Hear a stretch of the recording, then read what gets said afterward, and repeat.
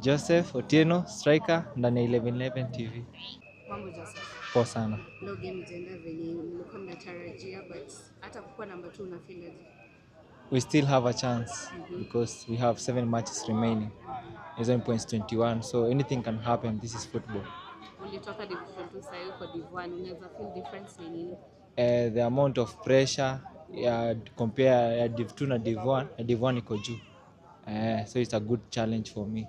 Kangemi kuna time yenye walikuwa na chance ya promotion but hawakupata hiyo chance ya kuwa promoted. Ni nini mna work on so far? So far aim ni kuwa promoted. We still have a chance. Wewe ni top scorer sasa hii timu yako, goals zako this season ni kumaliza na bao ngapi? I'm aiming 12 to 15 goals. Message kwa players wenye uliwatch huko Simba sasa hivi wanakuwa wanacheza division 1. Waendelee kupush mali wako. Football inalipa.